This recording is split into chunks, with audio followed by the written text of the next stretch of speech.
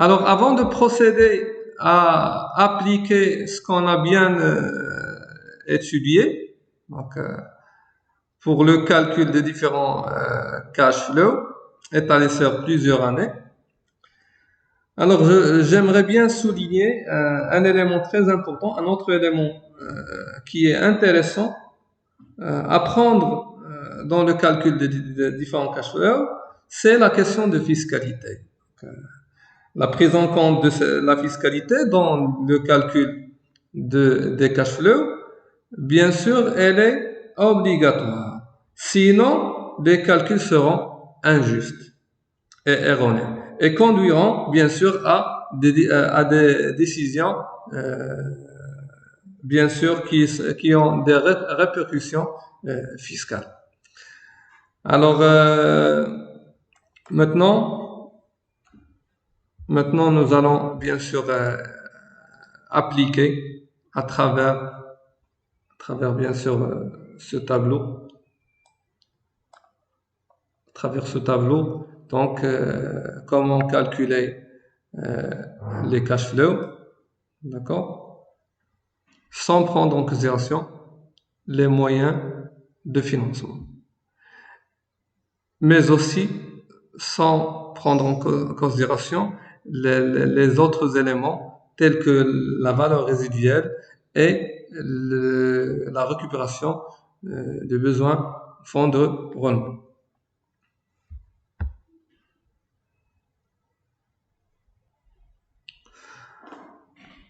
Tout d'abord, je vais vous expliquer le contenu cet exercice d'application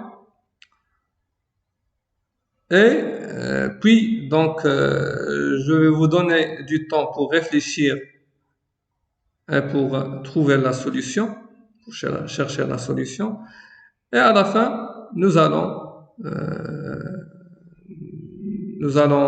bien sûr à la fin donc calculer les différents, bien sûr, cash flows, que ce sans actualisation et avec l'application du principe d'actualisation. Alors, vous avez ici la partie des années, c'est-à-dire les prévisions d'investissement sur 5 ans. Moi, j'ai pris 5 ans, mais parfois, apparemment, on peut avoir plus que 5 ans. Donc, je me suis limité sur 5 années comme prévision d'investissement. Alors, le premier élément, c'est le chiffre d'affaires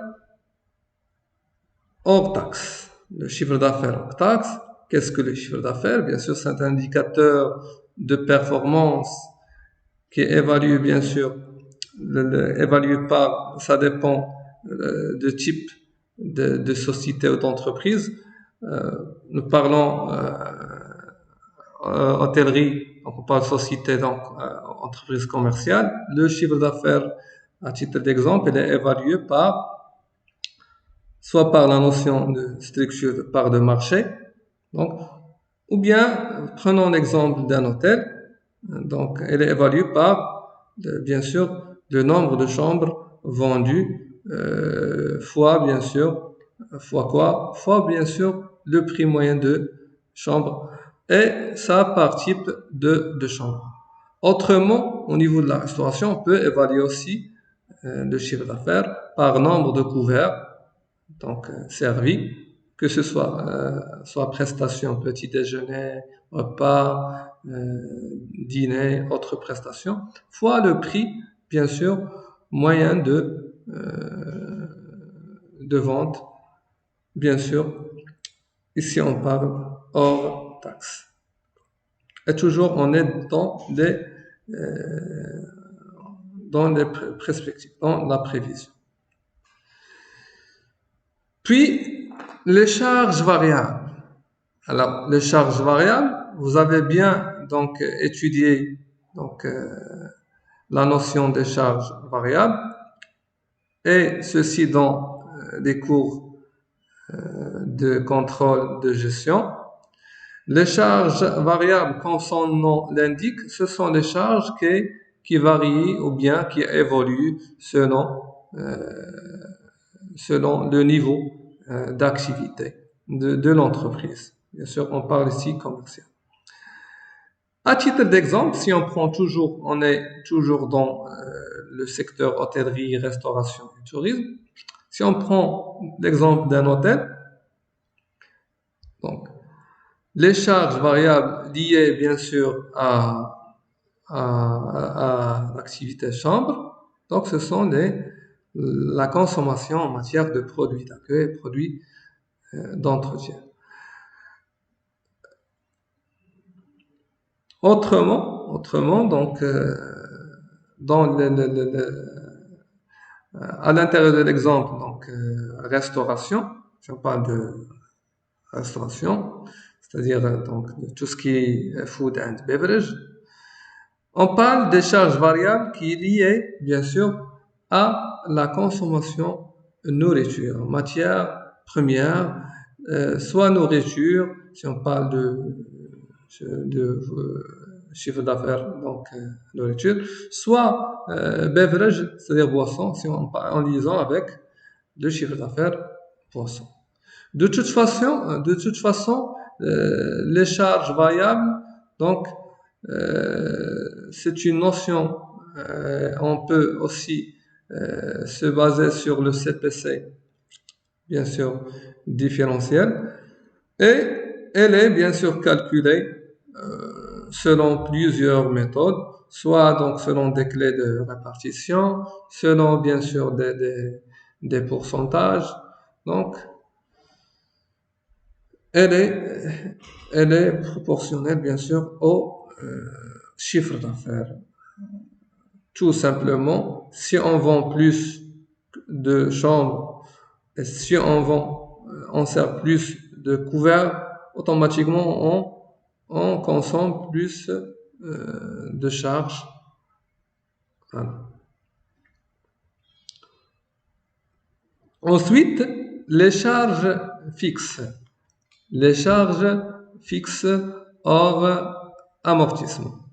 Alors, bien entendu que les charges fixes, c'est le contraire des charges variables. Les charges fixes, ce sont les charges, bien sûr, qui restent stagnées, qui restent stables, que ce soit le niveau d'activité de l'entreprise hôtelière, donc ou bien commerciale. À titre d'exemple, on parlait du loyer, on parlait des redevances de crédit de bail, on parlait aussi des amortissements, des dotations d'amortissement liées à l'exploitation, et on parlait aussi à la fin des charges financières, bien des intérêts. Dans cet exemple, on va bien sûr se baser sur les charges fixes, mais hors amortissement. D'accord? Par la suite, vous avez les amortissements. Les amortissements, c'est quoi? Bien sûr, on a bien expliqué que l'amortissement, c'est la dégradation comptable ou la dépréciation, ou bien la dépréciation comptable des biens, des moyens de production, des immobilisations selon le temps et l'usage. Et on a dit que ce sont des charges non décaissables, c'est-à-dire aucune sortie d'argent. Donc, ce sont des charges constatées, comptabilisées, mais il y en a une notion bien sûr de valeur résiduelle que je vous ai expliqué la dernière fois. Alors, l'amortissement se fait selon, bien sûr, une durée de vie, la durée d'amortissement. Il y en a deux types d'amortissement. On opte dans cet exemple sur l'amortissement linéaire. Vous avez par exemple, vous avez acheté une voiture qui s'est estimée à 50 000 dirhams sur une durée de vie de 5 ans. Automatiquement, pour calculer la dotation, il suffit de multiplier la valeur d'acquisition fois le taux linéaire, ou bien en prenant la valeur d'amortissement, valeur de prix d'achat, d'accord? Le prix d'achat d'immobilier ou bien de moyens de production, que divise le nombre d'années ou bien la durée de vie. Dans le cas, si vous avez 5 ans, par exemple, 50 000 que divise 5.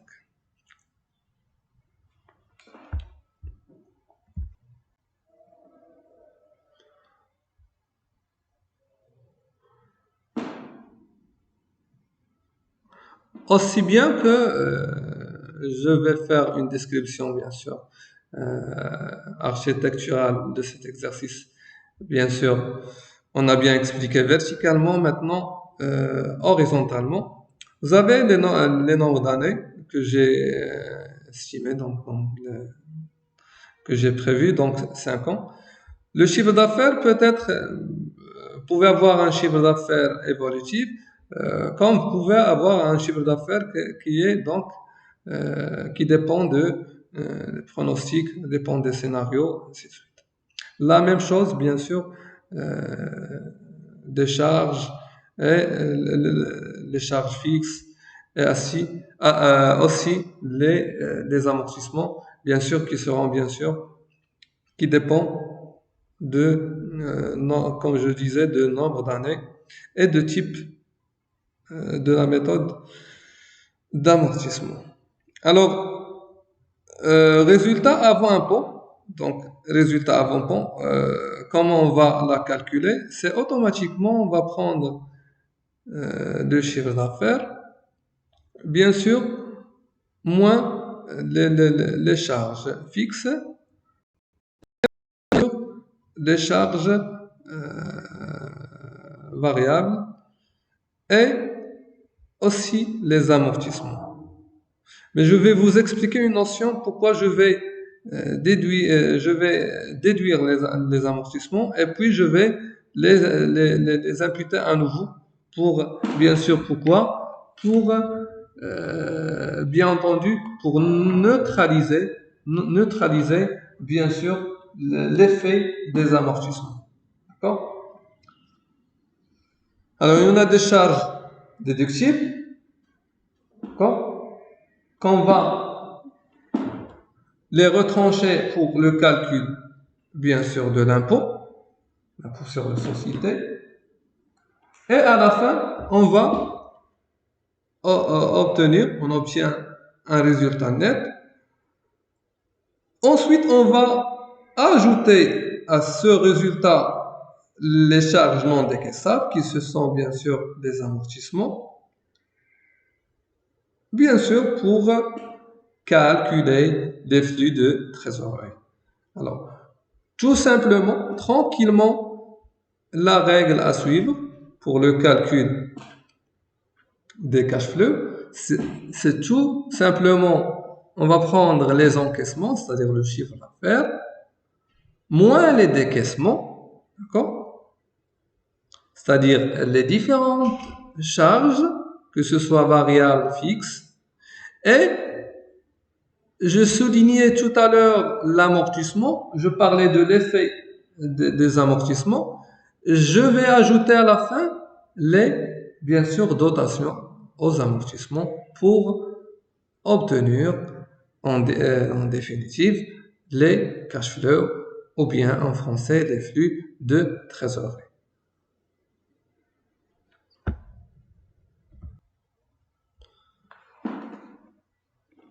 Au bout du compte, nous calculerons bien sûr les cash flows sans actualisation et suite au cours que j'ai enregistré sous, sous la première, bien sûr, sous la première capsule, je vais vous tester et est-ce que vous avez bien compris la notion, comment actualiser ces cash flows. Alors, tout simplement, pour travailler ce cas, vous devrez suivre et échelonner sur la hiérarchie suivante.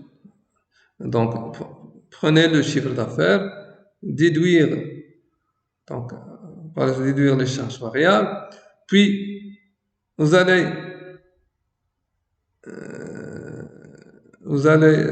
soustraire donc les charges fixes, d'accord, hors amortissement, puis vous allez donc moins les amortissements, vous allez obtenir un résultat avant impôt et vous allez appliquer, comme je disais tout à l'heure, donc un élément très important dans le calcul des cash flows, c'est la fiscalité pour, bien sûr, parce qu'elle est obligatoire, sinon vous tombez dans des prévisions, donc des résultats qui seront automatiquement injustes. Donc pour calculer, bien sûr, l'impôt, d'accord, sur la base de ce résultat, et le résultat avant impôt moins les impôts, vous allez obtenir un résultat net, puis vous allez ajouter les charges non décaissables ce sont des charges ce qu'on s'appelle comptabilisées. On se retrouve en définitive à ce stade. Donc les cash flows ou les flux de trésorerie, et vous allez appliquer la formule que vous avez vue, donc la formule de le principe de l'actualisation pour actualiser donc les cash flows à la fin pour justifier donc de respecter bien sûr le phénomène d'inflation et équilibrer la valeur monétaire en fonction du temps, ou bien du durée de vie des prévisions étalées sur cette période. De plus, pour éclaircir donc, la notion de calcul des flows actualisés, nous allons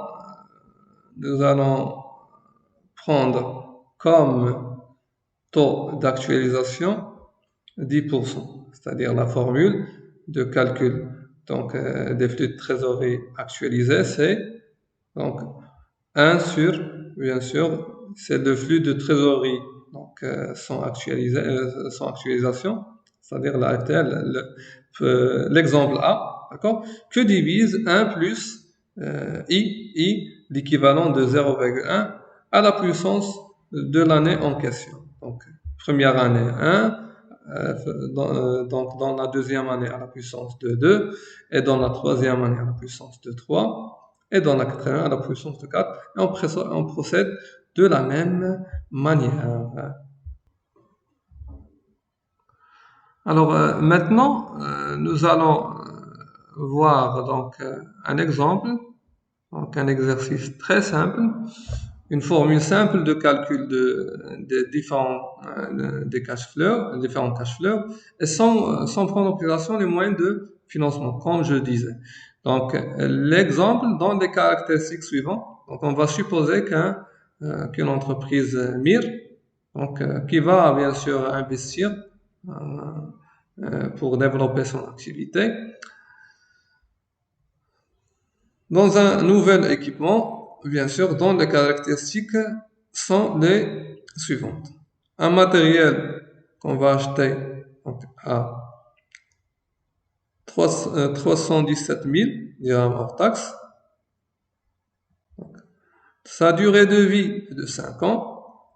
Nous allons appliquer le mode d'amortissement, la méthode linéaire, la plus simple. Alors, en supposant qu'on va générer un chiffre d'affaires annuel prévisionnel de 315 000 dirhams hors taxe. Les charges variables vont être estimées à 40%, donc tout simplement du chiffre d'affaires, et les charges fixes hors amortissement s'élèvent bien sûr à 70 700 000 par an. Et sans oublier la question de fiscalité, nous supposons que l'impôt sur les sociétés estimé à 30%.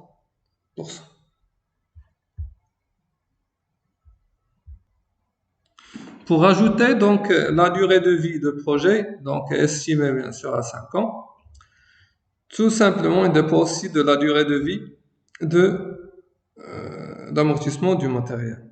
Alors maintenant, je vais vous donner du temps, d'accord, pour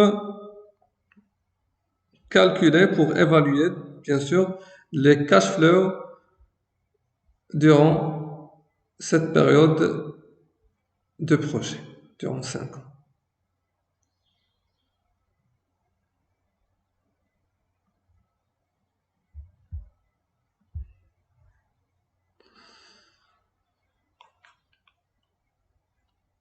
Alors, si vous avez bien compris, donc, il va falloir de suivre la démarche suivante. Le chiffre d'affaires hors taxe qui correspond à la première année et la deuxième, la troisième, quatrième année, ainsi que la cinquième année, s'élève donc à 315 000 dirhams. Elle est étalée sur, bien sûr, sur la durée du projet. Prévision du projet. Donc on a pris 315 000. Pourquoi? Parce que, bien sûr, le chiffre d'affaires annuel donc, prévu, donc, c'est 315 000 dirhams hors taxe. Sinon, ici, je vous ai donné un exemple dont le chiffre d'affaires elle est stable durant toute la période du projet. Mais parfois, dans des exercices, d'autres travaux et d'autres exercices, vous pouvez avoir des chiffres d'affaires évolutifs, c'est-à-dire, je vous donne par exemple 10%, une augmentation de 10% par année. C'est-à-dire, vous allez augmenter le chiffre d'affaires par année. Vous allez suivre pour calculer le chiffre d'affaires qui sera automatiquement évolutif. Mais le cas le plus simple ici, par la suite, je vais vous donner donc d'autres cas pour tester vos connaissances. Alors, les chiffres, les charges variables, comme je disais, que ce sont, bien entendu, que ce sont les charges dépendantes du chiffre d'affaires, du niveau d'activité que j'ai, bien sûr, ici, donc, vous avez comme abréviation, que j'ai symbolisé ici comme de CA. La CA, c'est-à-dire la charge variable, qui représente 40% du chiffre d'affaires. Alors, pour les calculer, vous allez prendre le chiffre d'affaires, 315 000, multiplié, bien sûr,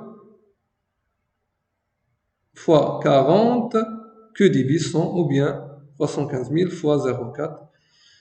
Vous allez obtenir 126 000, bien sûr, qui sera le même résultat durant la deuxième, troisième et ainsi la cinquième année. Pourquoi? Parce que vous avez un chiffre d'affaires stable. Ensuite, les charges fixes.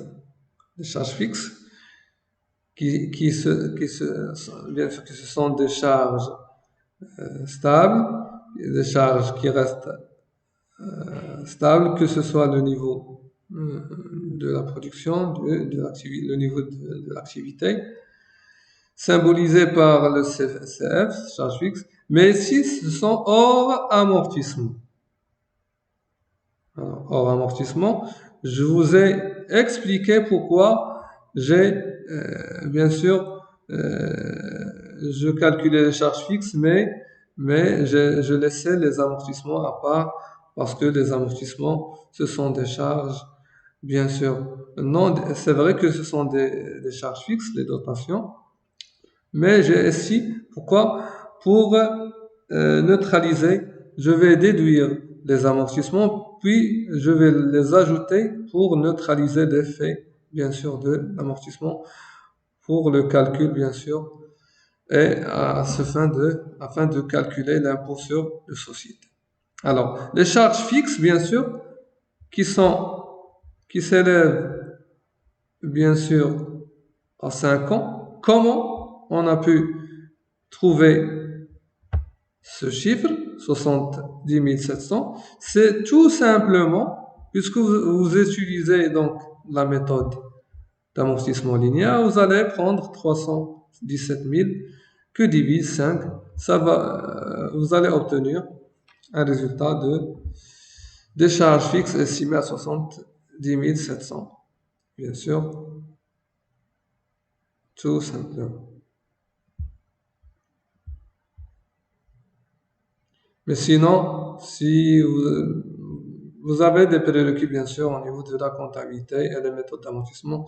Si vous avez d'autres types d'amortissement, vous pouvez revenir aux règles que vous avez étudiées et évoquées pendant vos cours de première année et deuxième année en niveau technicien spécialisé. Comme élément, bien sûr, la comptabilité générale.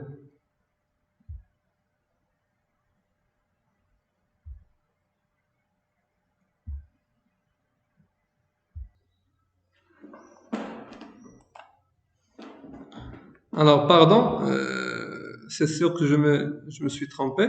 Donc, au niveau de calcul des charges fixes, alors, je comprenais que les charges fixes, donc, alors bien entendu que les charges fixes, selon les données de l'exercice, les charges fixes s'élèvent à 70 700, 700 000 hors amortissement. Ce qui fait vous allez automatiquement prendre ce chiffre et les copier et le recopier dans les années de projet.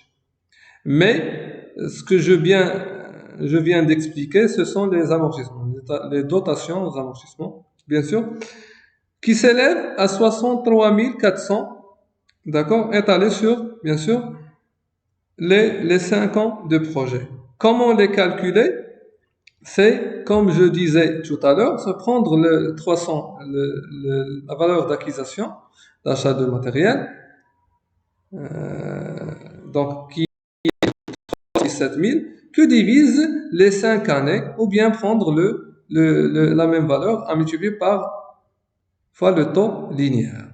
Et il s'agit bien sûr automatiquement, si vous avez, alors prenez vos calculatrices et essayez de calculer ce montant d'amortissement. Vous allez trouver à la fin 63 400 et vous allez recopier donc le montant sur les 5 années. Pourquoi? Parce que vous avez bien sûr comme donnée principale, c'est de l'exercice, donc les charges, l'amortissement 317 000 que divise 5 ans, et à la fin on trouve le montant du dotation. D'accord. Par la suite, bien évidemment maintenant, pour calculer ce résultat avant impôt, il suffit de prendre le chiffre d'affaires et déduire les charges variables. D'accord? Dans ce cas, donc 315 000 moins 126 000 moins les charges fixes hors amortissement moins 70 700 et moins les amortissements, bien sûr, on obtient comme résultat avant impôt 64 900. Et c'est le même. Pourquoi? Parce qu'on a un chiffre d'affaires stable, d'accord? Un chiffre d'affaires qui n'évolue pas, donc dans cet exercice, selon une formule simple, d'accord? Et à la fin, vous allez appliquer donc l'élément, bien sûr, dans le calcul des résultats nets, c'est l'impôt sur les sociétés. Vous allez déduire l'impôt sur les sociétés qui représente 16 470. Comment? Alors là, pourquoi? Parce que selon, en fonction des données de l'exercice, l'impôt sur les sociétés est estimé à 30%, c'est-à-dire vous allez prendre 64 900 fois 0,3 ou bien fois 30 que divise 100 et vous allez obtenir comme impôt sur les sociétés 16 470. Maintenant, tranquillement, vous pouvez calculer le résultat net. Il suffit de prendre le résultat avant impôt moins l'impôt sur les sociétés. En définitive, vous allez trouver comme résultat net 38 430 et vous allez recopier le résultat.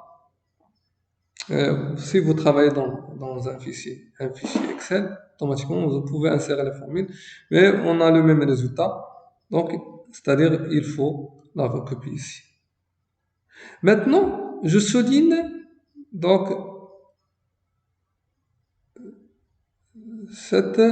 bien sûr, cette ligne, d'accord, qui est de l'amortissement. Alors, moins plus, vous remarquez bien, comme je signalais tout à l'heure, que l'amortissement, ce sont des charges ici déductibles, mais que je vais retrancher pour calculer l'impôt sur les sociétés.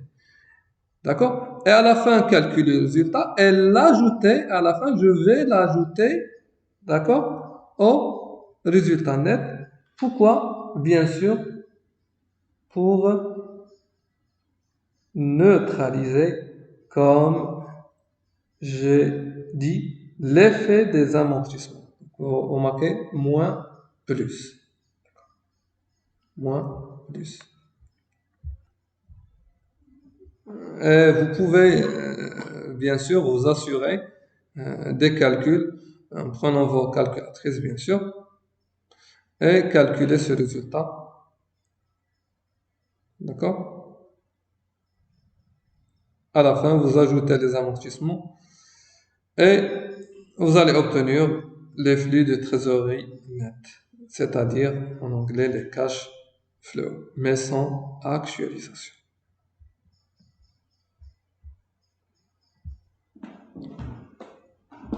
Alors, ultimement, donc, il va falloir de suivre le processus. Donc, dont vous allez calculer et actualiser les flux de trésorerie, c'est-à-dire les cash flows. C'est celui, bien sûr, du principe de l'actualisation. Alors, pour cela, pour pouvoir calculer les flux de trésorerie actualisés, bien les cash flows actualisés, durant les 5 ans du projet, nous allons automatiquement, si vous permettez, vous pouvez prendre votre calculatrice et vous calculer donc le cash flow actualisé. Je vous donne un exemple dans la première année. Il suffit de prendre ce montant, cette valeur, et le diviser, appliquer la formule que je vous ai signalée. Alors, celle de x, donc x égale 1 sur 1 plus 0,1, c'est-à-dire le taux d'actualisation, à la puissance de n, l'année en question. Prenons la première année. Donc, alors, il s'agit de 1, donc, que divise 1 plus 0,1 à la puissance de l'année en question, ici c'est la première année 1. Si vous vérifiez, vous allez trouver, donc vous allez obtenir 0,909. Et la deuxième année, donc 1 que divise 1 plus 0,10 à la puissance de l'année en question, c'est-à-dire la deuxième année à la puissance de 2, vous allez obtenir 0,826. D'accord? Et vous pouvez procéder de la même manière. D'accord? C'est-à-dire ici, donc 0,751. Donc c'est 1 que divise 1 plus 0,10 à la puissance de 3. Ici à la puissance de 4, ici à la puissance de 5. D'accord? Sinon, il y en a une autre méthode. Si vous avez calculé donc le x, c'est-à-dire 0,909, vous pouvez automatiquement la multiplier fois donc 1, d'accord, fois 2, fois 3, fois 4, vous allez retrouver le même résultat. Mais essayez de suivre la formule la plus simple.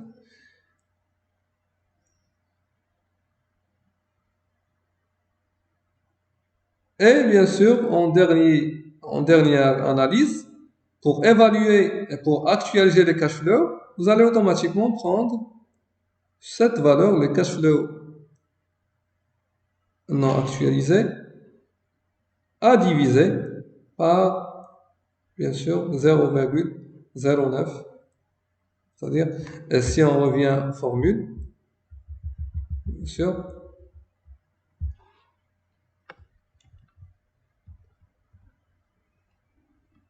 voilà. Voilà, comme vous remarquez ici, si on revient aux formules, vous allez remarquer que, pardon, restez connecté,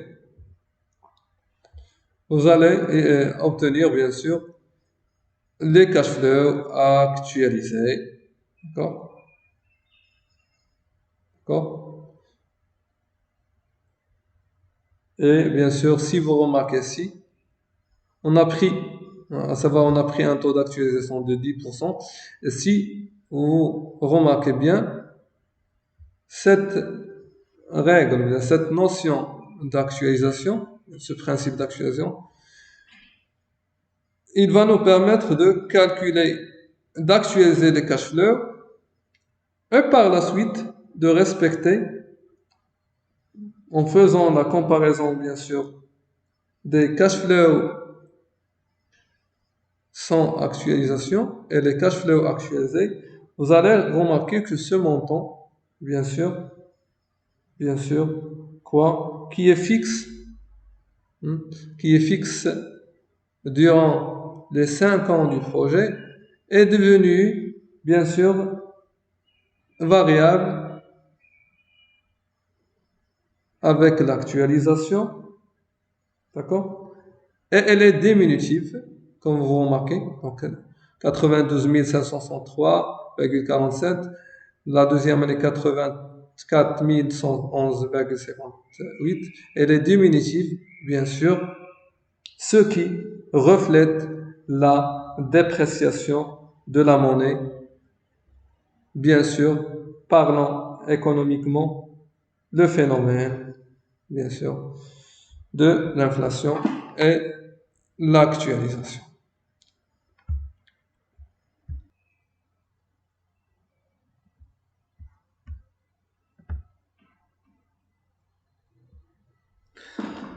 Ensuite, ensuite, nous évoquons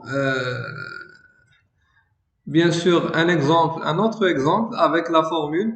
Donc, pour calculer les cash flows, formule avec bien sûr la récupération, en ajoutant bien sûr la récupération du BFR, besoin fonds de roulement, et la valeur résiduelle, et sans moyen de financement.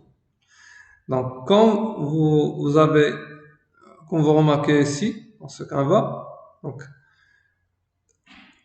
c'est le même exercice pour calculer les cash flows actualisés, mais il y en a juste une différence ici. La différence, c'est que on ajoute la valeur résiduelle, d'accord, que je signalais, l'un des éléments qui sont intéressants aussi pour calculer le cash flow, et la récupération du BFR. Mais la question qui s'est posée, posera, c'est quand est-ce que, bien sûr, quand est-ce que c'est après, bien sûr, à la dernière année c'est-à-dire à la 5e année, d'accord? Je vais ajouter deux lignes successivement. La première nommer la valeur résiduelle, d'accord? Et la deuxième nommer récupération du BFR. Donc, elle est symbolisée par X ici et la récupération de BFR par Y.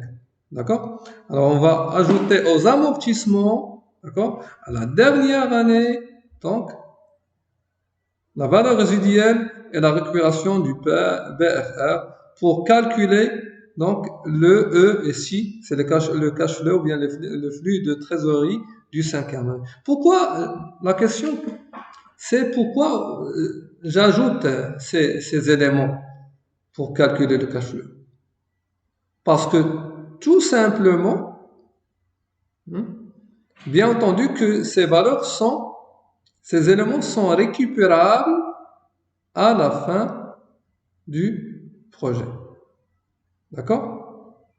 J'ai expliqué que la valeur résiduelle je donne un exemple, j'achetais une voiture, que sa valeur est devenue, d'accord, sur une durée de vie de 5 ans d'amortissement, donc est devenue zéro, mais sa valeur résiduelle, c'est la valeur qui reste. Je peux la céder à un tel ou tel prix. Donc, je donnais aussi des exemples concernant la récupération de BFR. Alors, bien souligné, donc à la dernière année, je récupérais, donc j'ajoutais donc ces deux éléments à l'amortissement pour calculer les cash flows. Puis je vais actualiser bien sûr des cash flows. Pour éclaircir, je reviens à l'exemple, le même exemple dans les données que j'ai citées apparemment.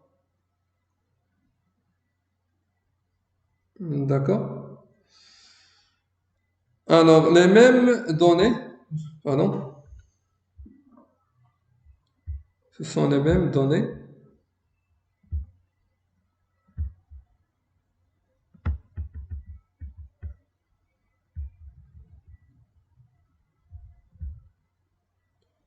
Les mêmes données, sauf que je vais ajouter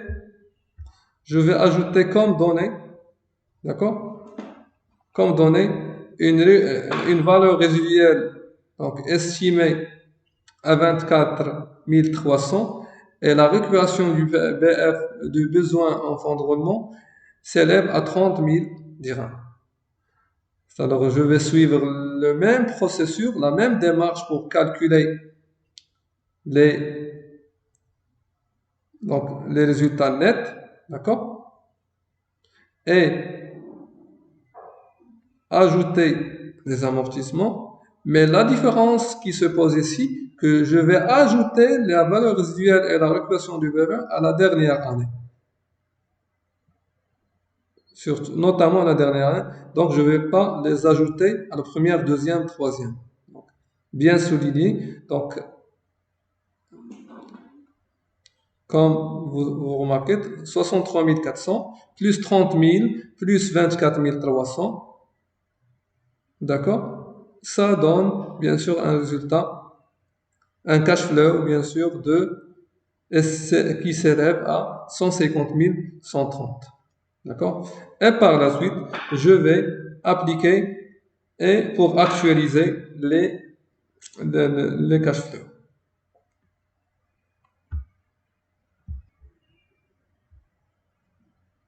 Bien clair, tout est clair maintenant. Vous remarquez qu'il y a une valeur de cash flow qui est différente des valeurs des 4 ans précédentes. Des 4 ans, bien sûr, précédents. Pardon. Alors, bien clair.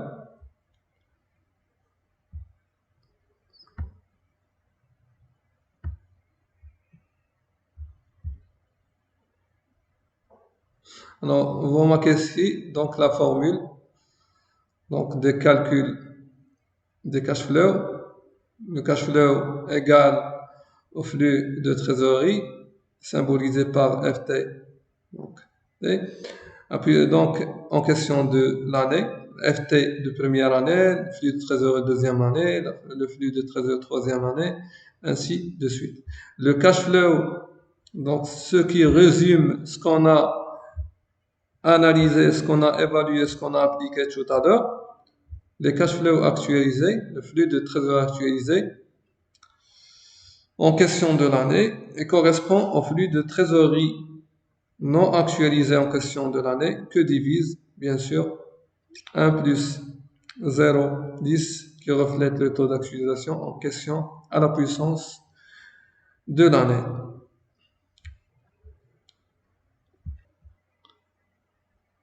Et sans oublier, bien sûr, la FTA, donc signifie flux de trésorerie actualisé. D'autre part, nous allons voir, bien sûr, d'autres critères, un critère très important au niveau de choix d'investissement.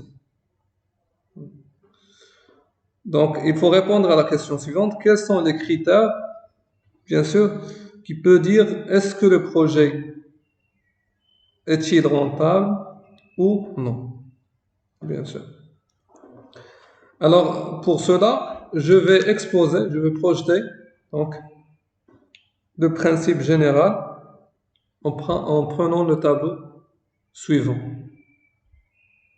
Je vais me baser sur cette ligne. Donc, FTA pour la première année, FTA pour la deuxième année, donc FTA donc, de la troisième année, FTA de la quatrième année et FTA de la cinquième année. Et la même chose pour les flux de trésorerie sans actualisation de la première de l'année en question. D'accord? Alors, on va faire la sommation donc, de ces flux de trésorerie qui est donc sigma, qui représente sigma de la FT, flux de trésorerie actualisé. D'accord? D'accord?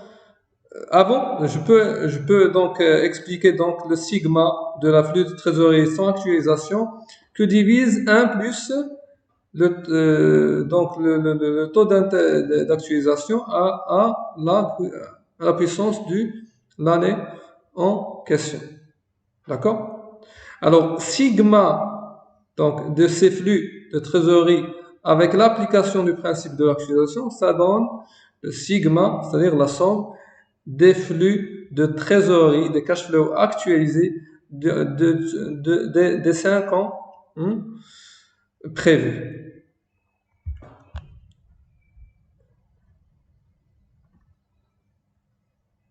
Alors, donc vous avez tout simplement deux méthodes. Vous avez deux lignes sur lesquelles vous basez. Donc, soit vous calculez le sigma des flux de trésorerie sans actualisation des 5 ans que divise bien sûr 1 plus i à la puissance de l'année en question. D'accord? Ou bien la méthode qui est simple, tout simplement, c'est la somme des différents flux de trésorerie des 5 ans donc prévus pour le projet.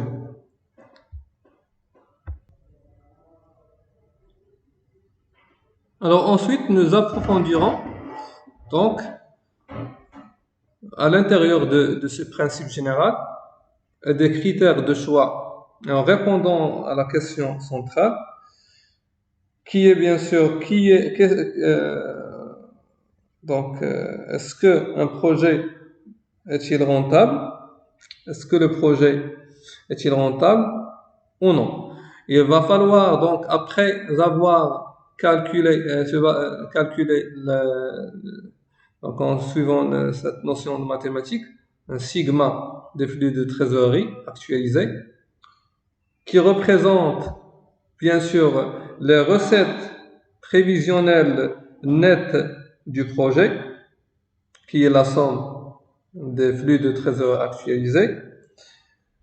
C'est-à-dire, que signifie les recettes prévisionnelles du projet, bien sûr, net du projet? C'est-à-dire, il reflète ce qu'on a dégagé, ou bien ce qu'on va parce que prévisionnel, ce qu'on dégagerait en termes de rentabilité, ou bien en termes de résultat net de ce projet, parce qu'on parle bien sûr toujours on se projette, donc on parle dans les perspectives, à l'horizon.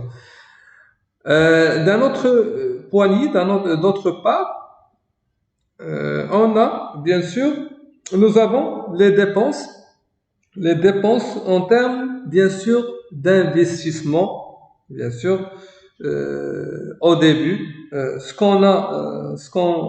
nous avons investi, le matériel qu'on a acheté, les moyens de production, donc tout ce qui est investissement au début. Bien sûr, ici, les symbolisé par I0 signifie bien sûr tout simplement l'investissement initial. Alors, tranquillement, maintenant, on a deux éléments hein, intégrés dans les critères de choix pour juger un projet, pour juger la performance et la rentabilité d'un projet. On a les recettes prévisionnelles nettes du projet, c'est le sigma des flux de trésorerie actualisés, question de l'année. Et on a bien sûr les investissements, hein, c'est-à-dire les investissements, bien sûr, que j'ai réalisés toujours initialement au début. Bon. Alors, après c'est tout. Après tout, donc un projet. Maintenant, je peux donc trouver donc une réponse assez juste. Un projet est-il rentable? Quand est-ce que bien sûr?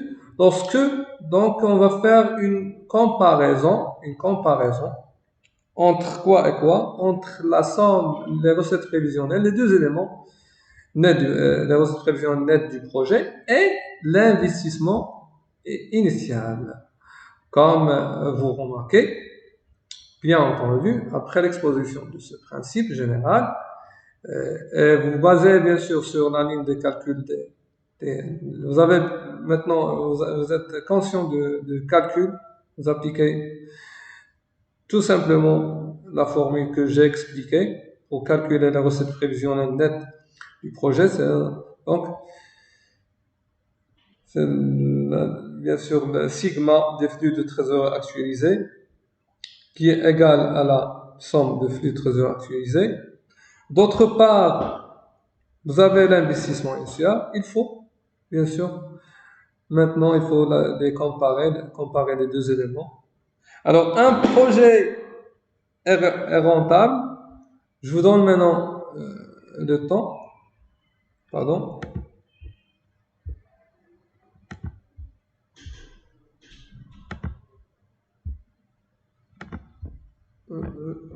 Je vous donne maintenant un petit du temps pour réfléchir et pour répondre à cette question centrale. Alors, quand est-ce qu'un projet est-il donc rentable?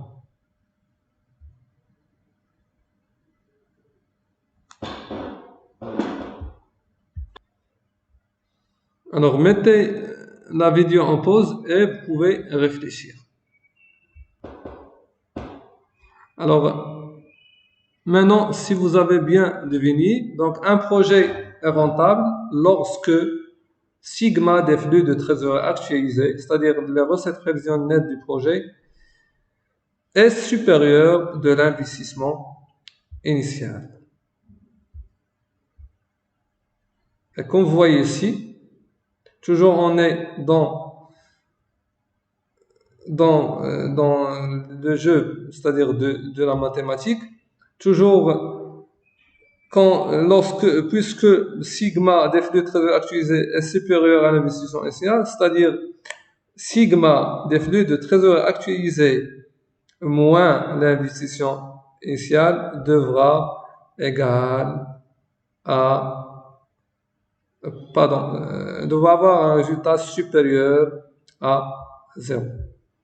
Donc, tout simplement, vous avez maintenant deux critères qui sont opérationnels, qui sont importants et intéressants dans le jugement de la rentabilité et la performance de tel ou tel projet. C'est bien sûr les recettes prévisionnelles nettes. symbolisé par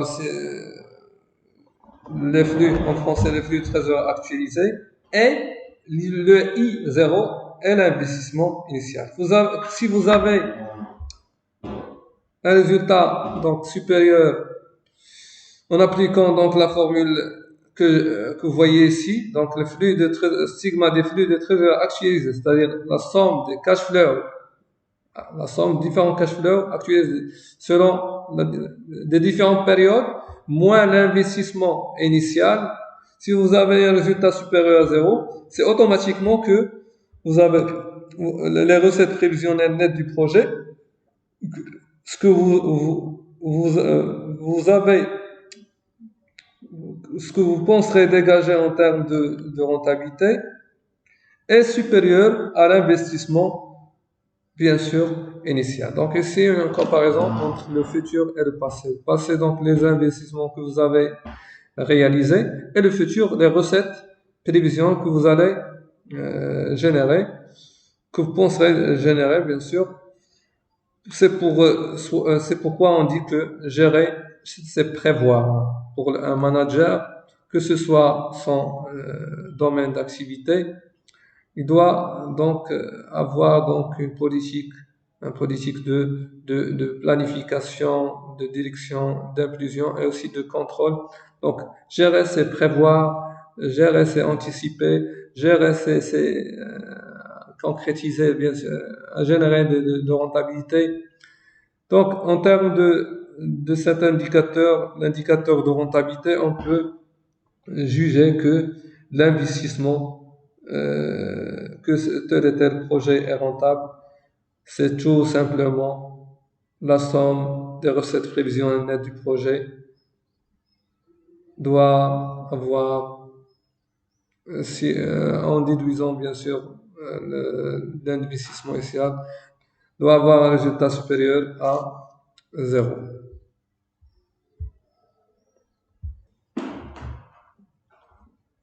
Alors par la suite, nous allons évoquer donc à l'intérieur de ce principe ou bien de ces critères du choix d'investissement. Donc un critère qui est très important, le plus connu, donc le plus pertinent, bien sûr, elle est appelée, bien sûr, la valeur actuelle nette. En abréviation, VAN, la VAN. Alors, cette méthode de la vanne repose bien évidemment sur la comparaison entre le moment du capital investi, c'est-à-dire les investissements, et les flux engendrés par l'investissement actualisé à la date initiale, à la date 0. Alors, tout simplement, ce qu'on a bien de projeter, d'exposer tout à l'heure dans le slide précédent. Alors, la vanne égale au sigma des flux, bien des recettes prévisionnelles nettes du projet, c'est-à-dire des flux de trésor actualisés, moins l'investissement initial. Alors, pour qu'un projet soit rentable, tout simplement, il faut que sa vanne soit, bien sûr, soit positive. Un projet est d'autant plus rentable que sa vanne est grande. Alors, si ce principe est utilisé lorsqu'on, bien sûr, nous sommes devant plusieurs choix, plusieurs projets par exemple A, B et C, et nous devons faire le choix. Vous avez par exemple 3 projets qui sont positifs, qui leur vanne est positive. Mais il faut choisir entre tel ou tel projet. Alors, quel projet à choisir? Tout simplement, en appliquant ce principe et en faisant la comparaison, notamment la comparaison de leur vanne, c'est-à-dire la valeur actuelle nette, nous allons bien sûr choisir, ou bien nous devrons choisir le projet qui a une vanne très grande, ou bien qui a un indicateur de rentabilité assez important. Alors, pour bien expliquer, je vais vous donner un exemple dans les caractéristiques suivantes. Soit un investissement d'un montant de 100 000 dirhams, ce sont les que j'ai acheté, que j'ai réalisé, d'accord? Que j'ai investi, donc l'achat de matériel, l'achat de l'immobilier, ainsi de suite. Et vous avez les données suivantes, vous avez les cash flows de la première année, les recettes prévisionnelles nettes de la première année, qui s'élèvent à 35 000 dirhams, de la deuxième année à 60 000 dirhams, et de la troisième année à 25 000 dirhams. Le taux d'actualisé est estimé à 5%. Alors, je vous demande maintenant de prendre votre calculatrice sans voir le résultat et de calculer, d'actualiser le cash flow, d'accord? Et de déterminer la vanne, de calculer la vanne de ce projet. À la fin, vous êtes censé évaluer la rentabilité de ce projet en donnant des justifs. Alors, si vous avez bien compris, vous allez suivre la même démarche, soit donc en traçant un tableau, vous allez tracer un tableau dont vous allez actualiser. Donc, vous avez 35 000 dirhams, d'accord? Si on l'actualise, d'accord? Pardon, on va diviser 35 000 dirhams, c'est-à-dire les cash flows de première année, que divise 1 plus 0,05 correspond à quoi? Correspond à un taux d'actualisation, à la coefficient de l'année en question, c'est-à-dire la première année, plus 60 000 que divise 1 plus 0,05 à la coefficient de l'année en question, c'est la deuxième année-ci, plus 25 000 que divise 1,005 à la coefficient de l'année en question, c'est la troisième année. On obtient bien sûr, ici c'est le cash flow, ou bien la FTA, c'est-à-dire le flux de trésorerie actualisé pour la première année. Ici, c'est les flux de trésorerie actualisés pour la deuxième année. Et ici, c'est les flux de la trésorerie actualisée, pour la troisième année. Alors, tout simplement maintenant, je vous demande de calculer, bien sûr, les recettes prévisionnelles nettes du projet. D'accord?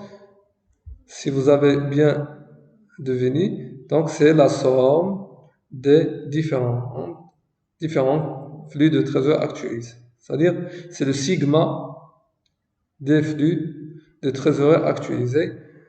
Il s'agit de 95 313,67.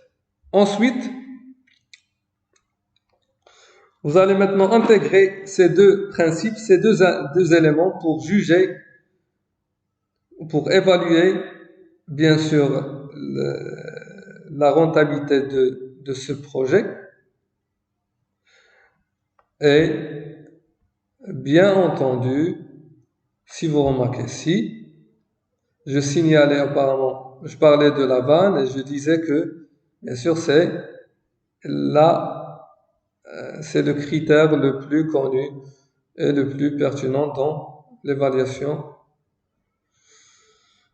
de la rentabilité de projet. Alors, la vanne égale au sigma de flux soit au sigma de flux de trésorerie actualisé, non actualisé que divise 1,i, c'est le taux d'actualisation, à la coefficient de l'année en question, ou bien, tout simplement, puisqu'on a pu calculer la somme des flux de cash flow actualisés, il suffit de déduire. Donc, de déduire quoi? L'investissement. Alors, Là, j'ai les recettes, voilà, prévisionnelles qui s'élèvent à 75 milliards 313,60. Et j'ai l'investissement que j'ai réalisé au début, c'est l'investissement symbolisé par I0, c'est l'investissement initial. Alors, j'obtiens à la fin, j'obtiens quoi? Pardon, j'obtiens un résultat négatif. Alors, comment interpréter? Voilà. Alors, donc, puisque j'ai obtenu un résultat, une valeur négative, et donc le projet n'est pas, et donc le projet n'est pas, tout simplement, il n'est pas rentable. Alors, est-ce qu'on va retenir ce projet ou on va l'écarter? D'accord? Alors, si je reviens donc au premier slide donc, que j'ai exposé, je parlais des choix, la conformité des choix stratégiques. Donc, si oui, j'accepte, sinon, j'écarte. Et par la suite, je passe à l'étape 2, c'est l'évaluation financière de projet, l'évaluation de la rentabilité. C'est oui, je retiens le projet, sinon j'écarte. Alors, maintenant, dans cette situation, bien sûr, j'ai une valeur, donc je suis à l'étape de l'évaluation de la rentabilité. Puisque j'ai une valeur négative, automatiquement, alors, je vous pose la question.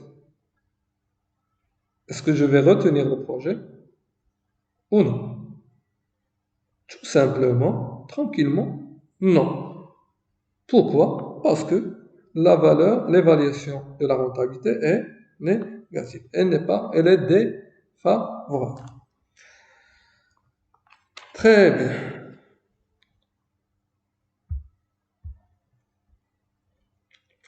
Alors, toujours on est dans les critères du choix d'investissement.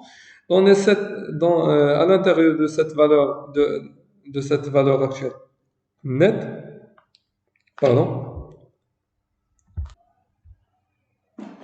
Alors, par conséquent, si vous avez un cas particulier, c'est-à-dire ici, vous avez un exemple ici, à l'intérieur de cet exemple, lorsque les flux attendus sur la période considérée sont constants, c'est-à-dire que vous avez les flux de trésorerie de la première année égale au flux de trésorerie de la deuxième année, ainsi de suite.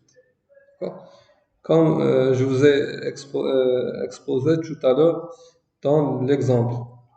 D'accord? Alors, tout simplement, pour calculer la vanne, c'est sigma des flux de trésorerie, donc que divise 1 plus i à la puissance de, bien sûr, de l'année en question, moins l'investissement initial. C'est-à-dire, autrement, on peut calculer autrement la vanne, c'est-à-dire c'est la somme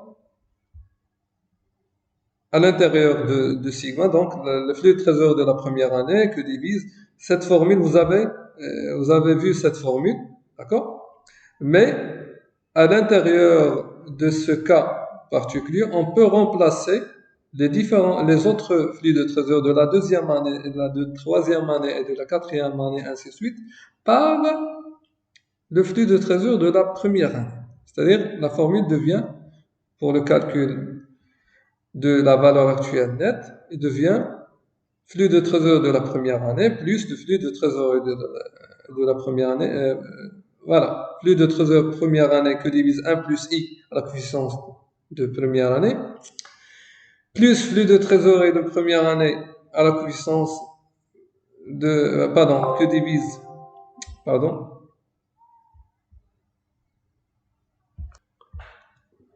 que divise bien sûr que divise 1 plus i à la puissance de l'année en question, c'est 3. Voilà.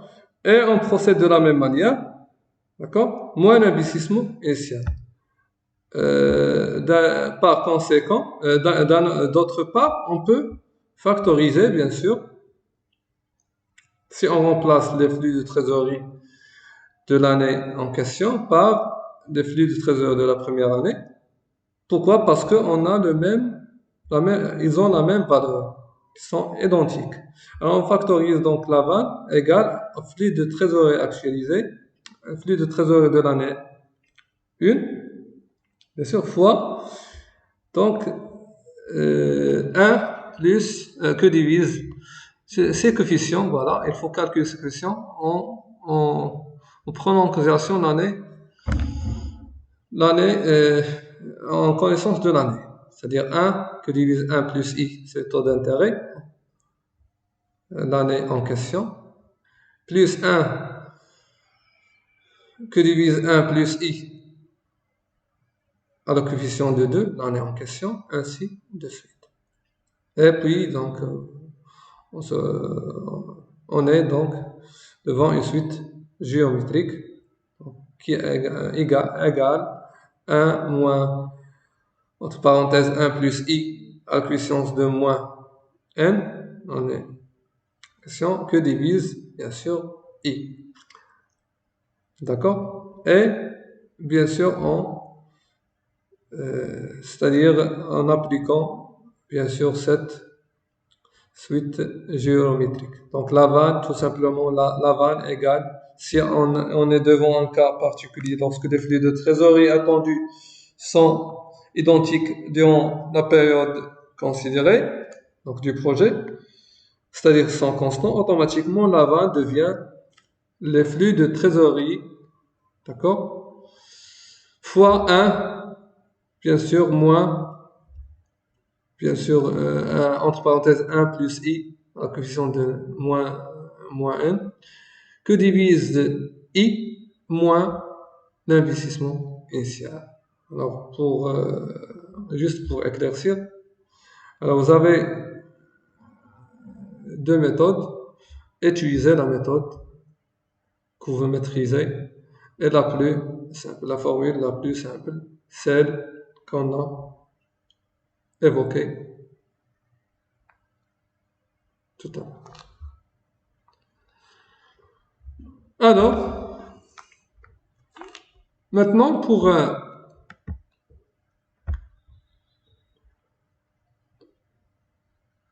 approfondir donc et expliquer, je vais vous donner un exemple pour l'application pour le calcul de la vanne dans cette situation particulière. Et puis, voilà.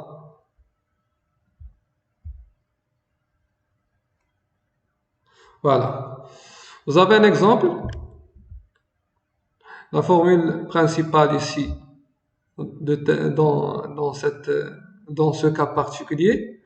Alors, soit un projet avec investissement de 30 000 dirhams, c'est-à-dire l'investissement que vous avez réalisé en achetant du matériel, immobilier, tout ce qui est bien, moyen de production, est de 30 000 dirhams, qui génère un cash flow. Donc, vous avez une recette, bien sûr, générée. Donc, les cash flows donc, générés annuellement de 10 000 dirhams. Si vous avez bien constaté que on parlait de l'exemple que j'ai exposé tout à l'heure. Pendant 5 ans, c'est-à-dire je parle des cash flows qui sont identiques durant la période considérée, la période du projet. À savoir que le taux d'actualisation est estimé à 15%. Alors, ce que je vous demande maintenant de faire, mettez la vidéo en pause et calculez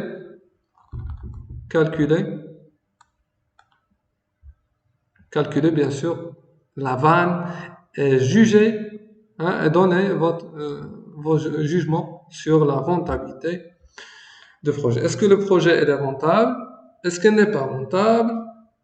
Pourquoi? Ainsi de suite. Alors, si vous avez bien calculé la vanne, évaluer la valeur actuelle nette, après analyse, après actualisation, pardon, après avoir factorisé, donc calculé suivant cette formule, la vanne égale au flux de trésorerie de la première année. Pourquoi on a utilisé les flux de première année, de trésorerie de première année, parce qu'ils sont identiques, ou bien les cash flows. Donc, vous pouvez les nommer soit flux de trésorerie, ou bien les cash flows, tout simplement. Alors, la vanne égale sigma aux sommes de. Alors, 10 000 dirhams représentent les flux, les cash flows de la première année, qu'on va les actualiser en le divisant sur 1 plus 0,15, c'est I, le 15% de taux d'actuel, à la cuisson de l'année en question. Ici, 1. Plus 10 000 que divise 1 plus 0,5 à la puissance de l'année 2, l'année 3, l'année 4 et l'année 5. C'est-à-dire, ici, c'est le cash flow actualisé de la première année. De plus, le cash flow actualisé de la deuxième année. Ainsi, on procède de la même manière. D'accord? Moins l'investissement initial.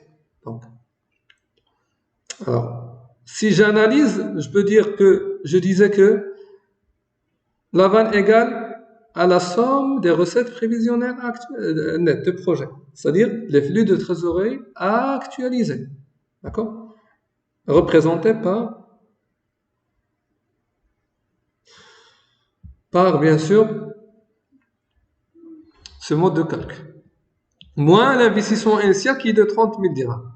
Alors, il s'agit d'un résultat d'une valeur positive qui s'élève à 3521,55 dirhams. Alors, la valeur annuelle, la valeur actuelle nette du projet est positive. D'accord? Très bien. Alors, de plus, on peut calculer la vanne par la méthode 2 que j'expliquais donc en utilisant la suite géométrique. Donc, la vanne égale, on va factoriser. Donc, flux de trésorerie donc, de la première année fois 1 moins 1 moins entre parenthèses 1 plus I à la coefficient de moins les années en connaissance du projet, d'accord, que divise I moins l'investissement 0. Alors la vanne, il s'agit de la vanne, la vanne égale 10 000, c'est-à-dire c'est des cash flows qui sont identiques fois 1 moins entre parenthèses 1 plus 0,15 à la coefficient de les années en question, c'est 5 ans, moins 5, divise 0,5, moins l'investissement. Et il s'agit de la même valeur. D'accord? Alors, vous pouvez utiliser la formule la plus simple. J'opte pour la première, mais aussi j'opte pour la deuxième. À vous d'utiliser la formule la plus que vous allez capturer, vous allez capter afin d'analyser, évaluer la vanne. Alors, d'après le résultat obtenu,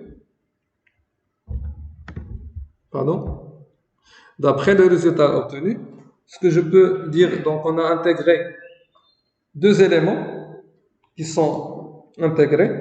Premièrement, on parlait de l'élément clé, l'élément levier, donc c'est la recette prévisionnelle nette du projet, c'est-à-dire la somme des flux de trésorerie, et l'élément aussi le paramètre qui est important, l'investissement que je réalisais au début, c'est l'investissement initial. Au bout, du coup, on parle du critère important. Donc, pour juger la rentabilité de ce projet, c'est la vanne. Alors, la vanne, comment on le calcule? Vous avez les deux méthodes.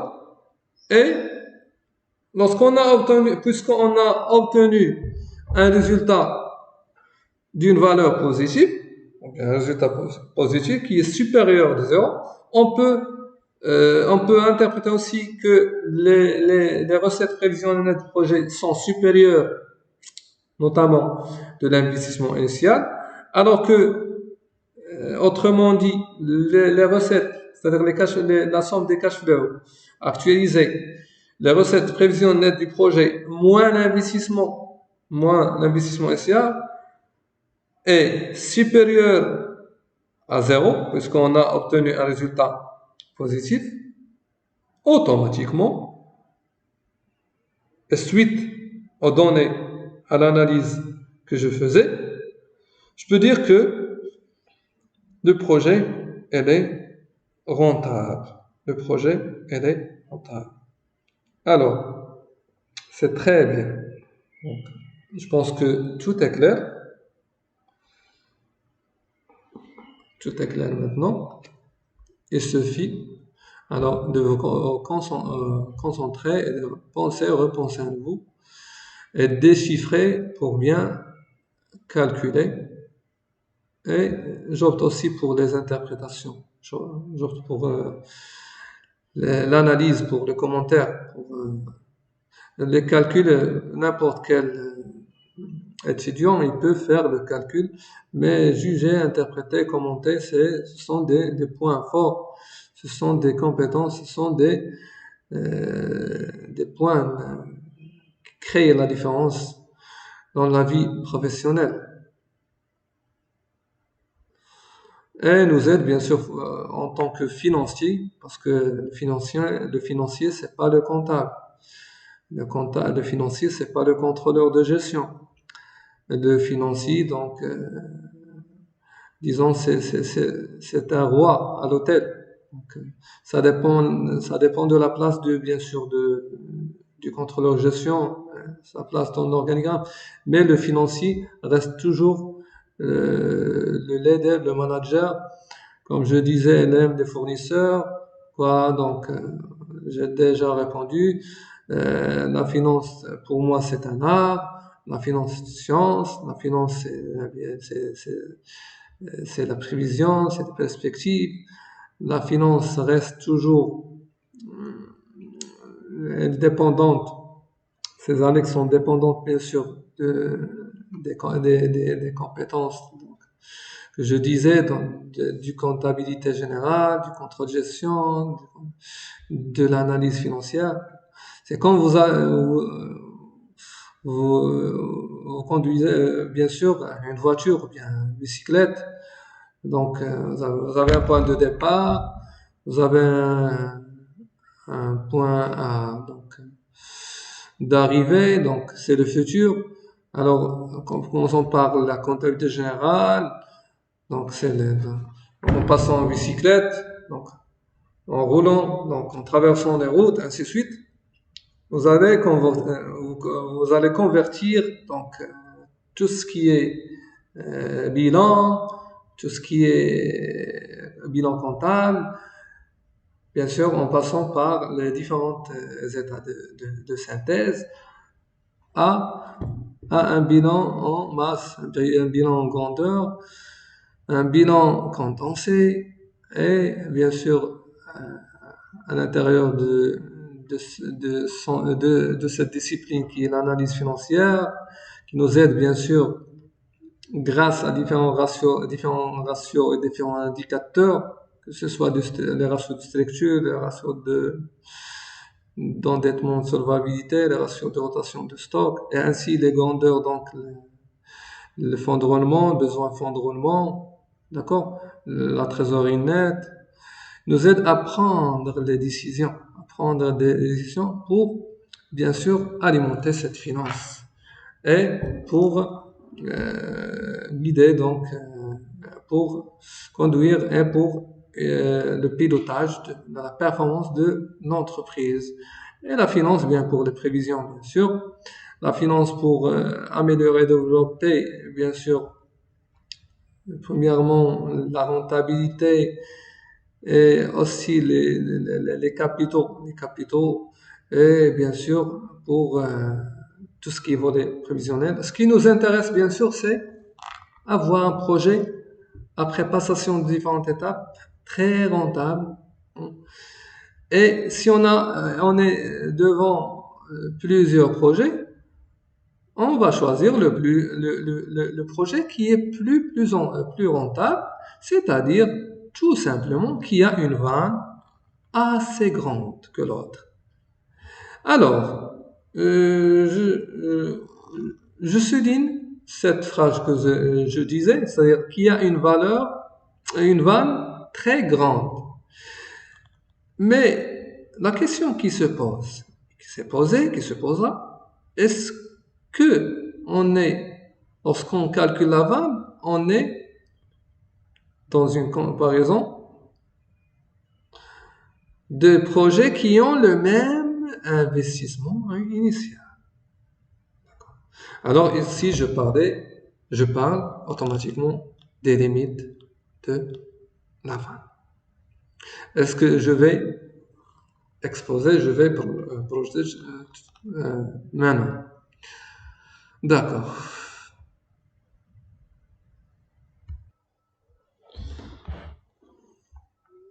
Alors bien clair, maintenant on va évoquer les limites de l'utilisation de la méthode Laval.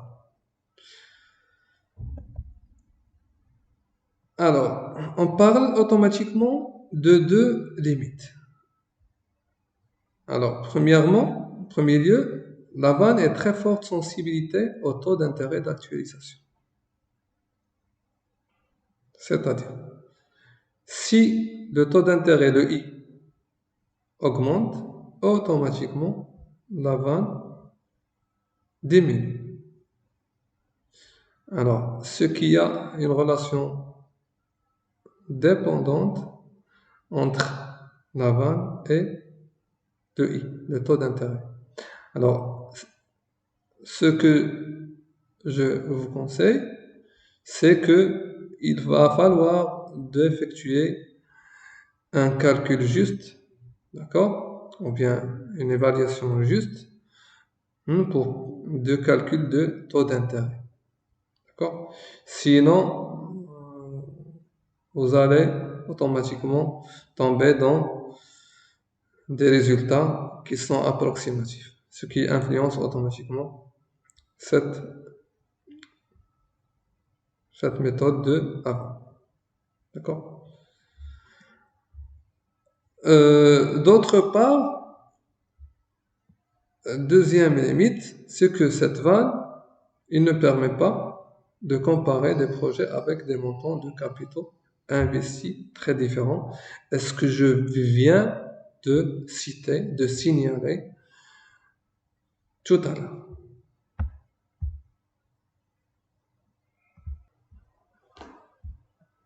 Je peux rajouter aussi, bien évidemment, lorsque les taux ou bien les montants de capitaux investis sont très différents, alors ici, donc, c'est un limite, donc, une limite majeure donc, de cette vanne. Ce qui perd, ce qui reflète un jugement donc, injuste, d'accord, de la rentabilité de tel ou tel projet, et ce qui perd, donc, pour pouvoir donc, juger tel ou tel projet, il va falloir que l'investissement initial soit le même, bien sûr. Dans ce cas, au contraire, donc si le contraire, sinon la vanne perd sa pertinence. Donc, si on est devant un jugement pour une rentabilité pour des projets qui ont des investissements initiaux, bien sûr, différents.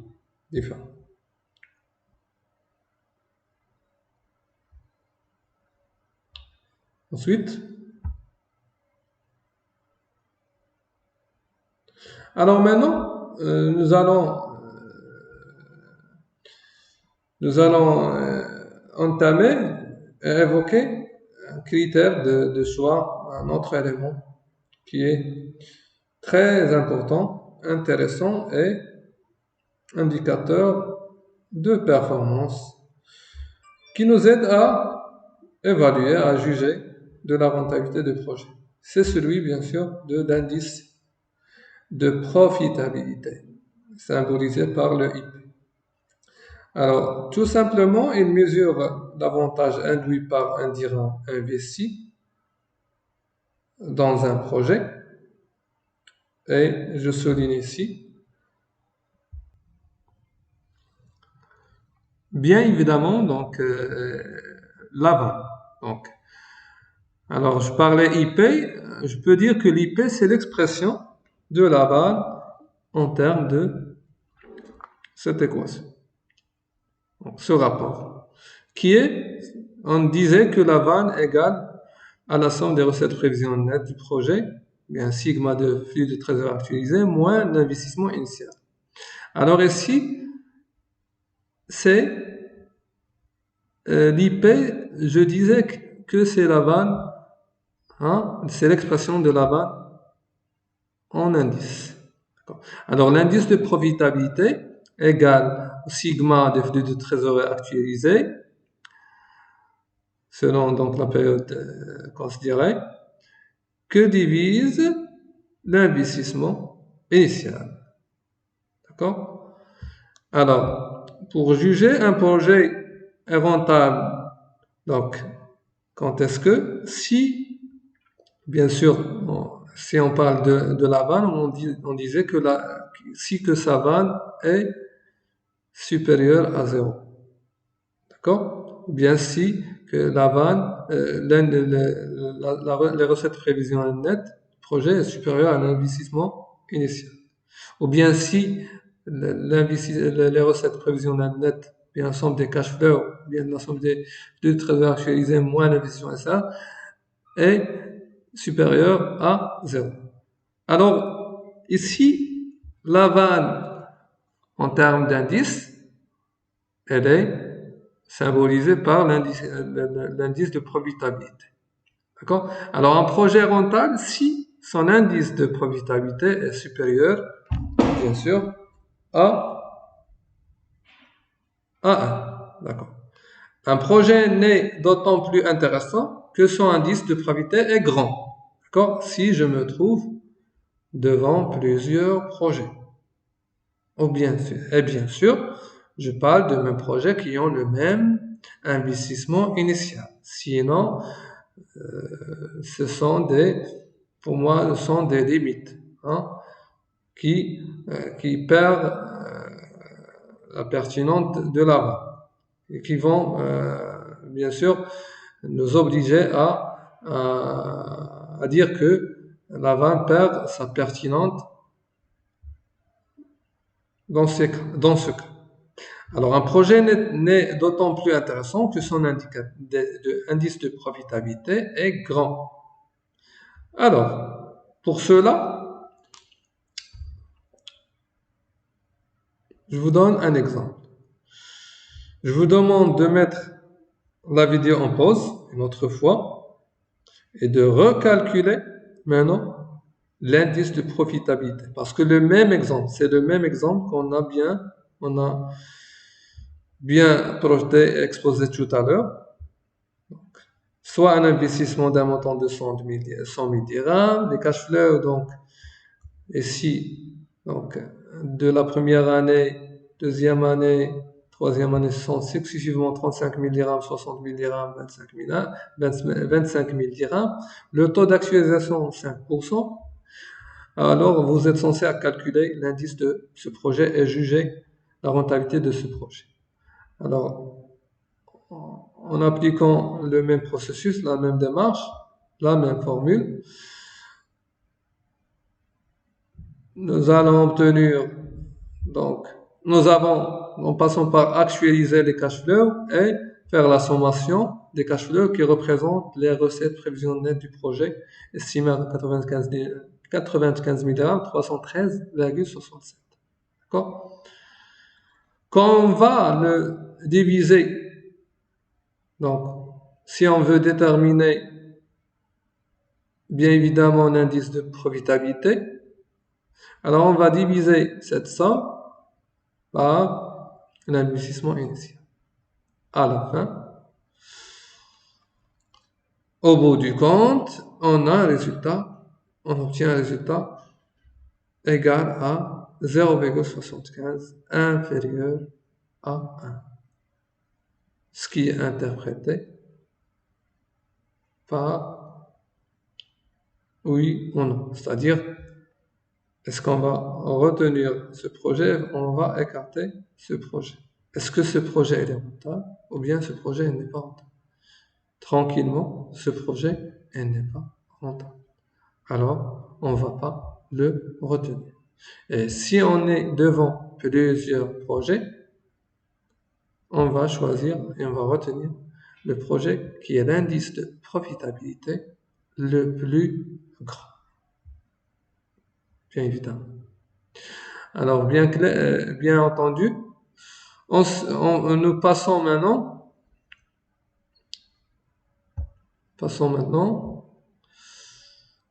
à un dernier élément à l'intérieur, bien sûr.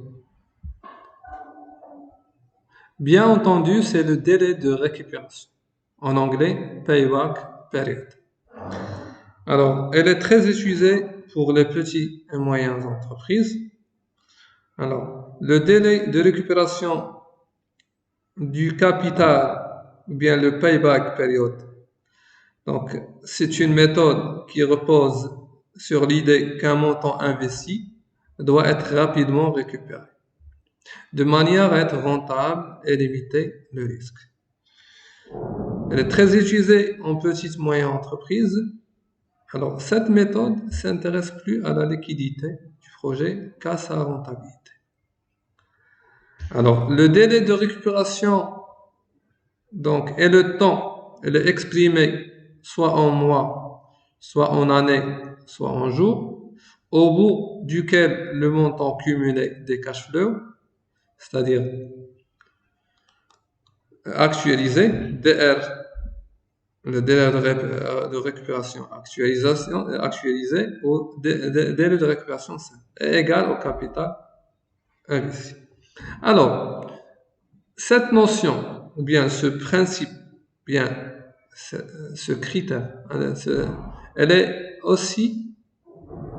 peu utilisée. Elle peut être utilisée pour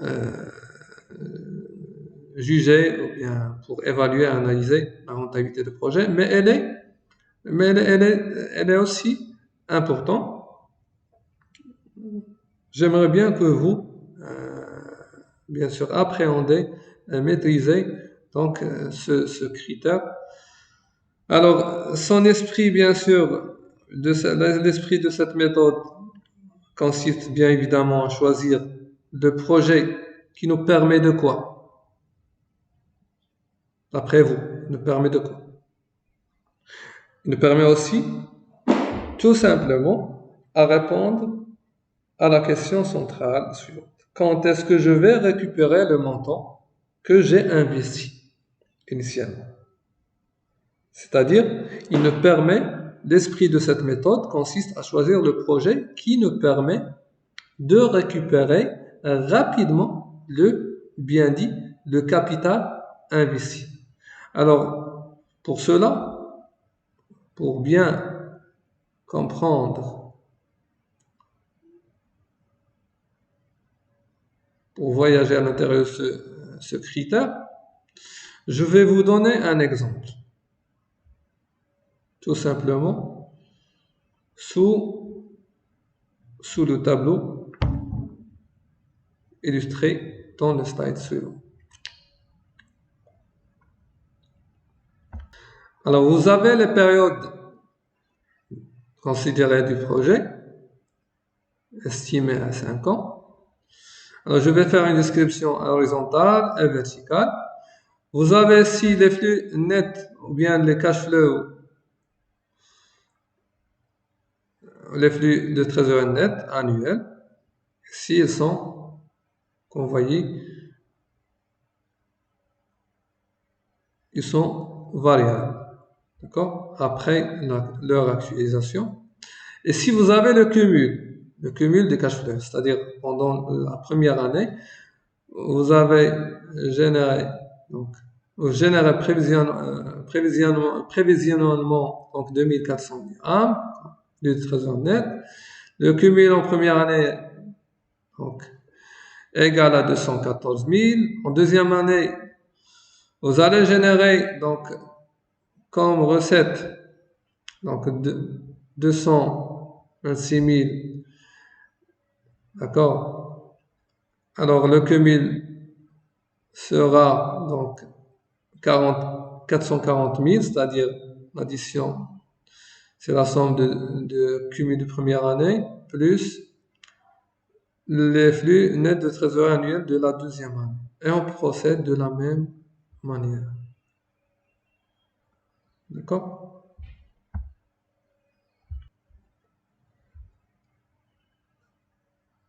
Alors,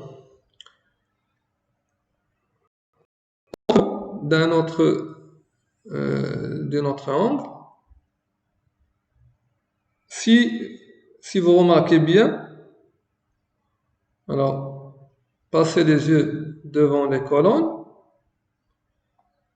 entre les colonnes, pardon, on va récupérer le montant investi, le montant d'investissement que j'ai réalisé initialement, qui est estimé à combien? 850 000 dirhams. On va récupérer ce montant vous voyez, entre quoi et quoi? Entre quelle année et quelle année? Entre la troisième année et la quatrième année. Parce que 850 000, elle est inclue. Cette valeur est incluse, d'accord, entre ces deux colonnes, entre la troisième et la quatrième. Parce que le cumul de la troisième s'élève à 682 000 et de la quatrième année estimé à 941 000, ce qui reflète, d'accord,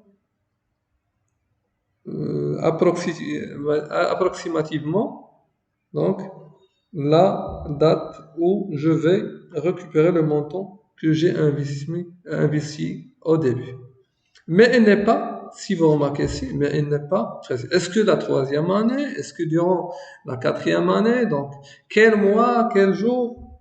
D'accord? Alors, pour cela,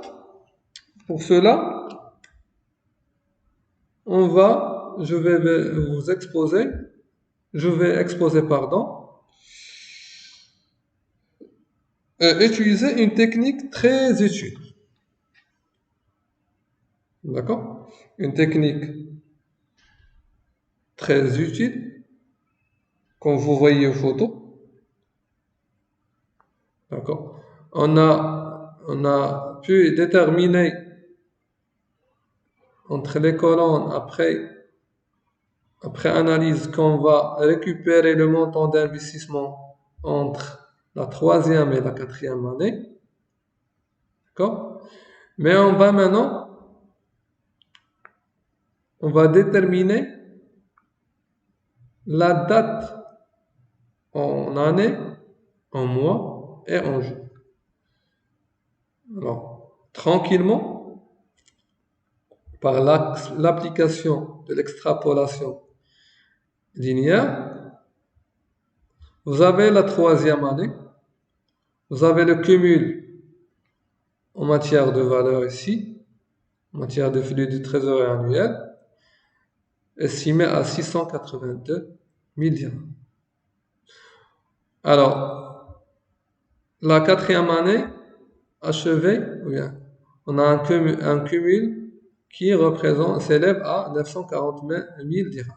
Alors, le délai de récupération, le payback period de l'investissement initial, le DR, donc de l'investissement initial qui est estimé à 850 000 dirhams, et à l'intérieur, c'est entre ces périodes. Alors, on va tout simplement appliquer la formule suivante. Le DR moins 3, c'est-à-dire le DR moins 3, que divise 4 moins 3, que divise moins 4, 3, l'équivalent de l'équation. Donc le rapport dans les calculs de 850 000 dirhams, c'est-à-dire 850 000 dirhams, moins 3, c'est-à-dire moins le cumul qui est 682 000 dirhams, que divise 4 moins 3, le cumul de 4 moins 3 qui est 940 000 dirhams moins 682 000 dirhams, égale, bien évidemment, comme vous voyez, 4 moins 3 multiplié, d'accord? Donc la règle, automatiquement, la règle de 3, 4 moins 3 fois 850 000 dirhams moins 682 000 dirhams que divise 941 000 dirhams moins 680 000 dirhams. Bien sûr, plus à la fin 3. Donc l'anonyme, ce qu'on cherche, bien entendu, c'est le délai de récupération, le payback période. Après calcul, on a obtenu, il s'agit de 3,64 ans. 3,64 années. C'est-à-dire 3 ans, le délai de récupération, ou bien en anglais le payback période, 3 ans et 7 mois et 20 jours. D'accord? 3 ans et 7 mois et 20 jours. Tout simplement, ce qui est interprété par que je vais récupérer le montant que j'ai investi. C'est-à-dire que je vais récupérer le montant que j'ai investi au début, c'est-à-dire les 850 000 dirhams. D'accord? Après, dans la 3e année, ou bien entre la 3e année et la 4e année, plus précisément le 7e mois de la 4e année, et en détail le 21 jours du 7e mois du 3e année. D'accord? C'est-à-dire le mois, bien sûr, le mois si on parle de l'année du mois janvier au décembre, c'est le mois juillet, le 20 juillet de la 4e année. D'accord.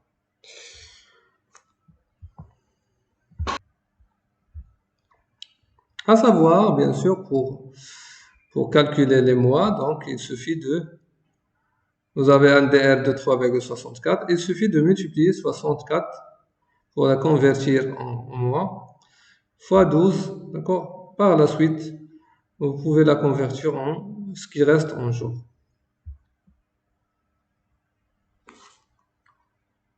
Alors, notre présentation donc touche à sa fin. Donc, je vais vous envoyer donc je mets à votre disposition ces capsules, donc ces 2 capsules, premier et deuxième, pour vous préparer donc pour vous aider à vous préparer tranquillement à l'examen final, donc prévu après les vacances.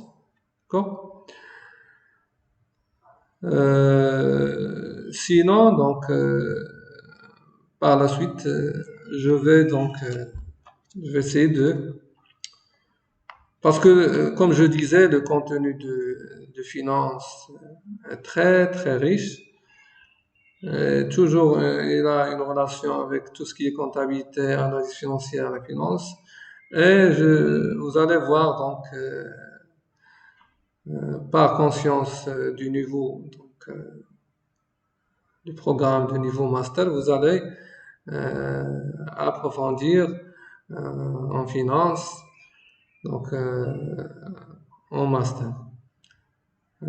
C'est de plus, donc je vais vous envoyer donc un document qui va Donc, il va vous aider à aussi, en feuilletant, en feuilletant les feuilles, bien sûr, les- le contenu, vous allez découvrir un élément, donc c'est la deuxième partie, d'accord, intitulée la fiscalité. Donc vous allez trouver la définition, puis donc la notion de l'impôt, la classification des impôts, en différentes classifications, les étapes de l'étude d'un impôt. Donc il y en a plusieurs choses à voir, d'accord? En commençant par le premier chapitre qui est la TVA, la taxe sur la valeur ajoutée. D'accord? D'accord? Vous trouverez des exercices, le mécanisme de calcul de la TVA. D'accord? Tout ça, vous allez le trouver donc soit sur James, d'accord? Soit donc, si je profiterai, Inch'Allah, à enregistrer d'autres capsules. Donc ici, tout ce qui est taxe. Alors, je vais limiter donc dans tout ce qui est finance, parce que le contenu est très riche. La fiscalité aussi, elle est importante. Je vous ai donné des travaux de recherche concernant toujours les amendements effectués. Donc, ce sont tout ce qui est fiscalité en relation avec les entreprises à l'intérieur du projet de loi de finances 2021. Alors, la TVA, voilà. Et après, comme deuxième chapitre, vous allez voir donc l'impôt sur le revenu et l'impôt sur les sociétés. D'accord? Alors, mes chers étudiants, alors j'espère que je faisais mes efforts, je faisais donc par amour, donc, alors pour vous aider donc à améliorer, à développer ces hard skills, tout ce qui est background, donc tout ce qui est finance. Inch'Allah, donc j'espère que euh, vous allez donc réussir donc l'examen final. Essayez de refaire et retravailler les exercices, les études de cas. Et on se retrouve, Inch'Allah, pour un autre élément de module.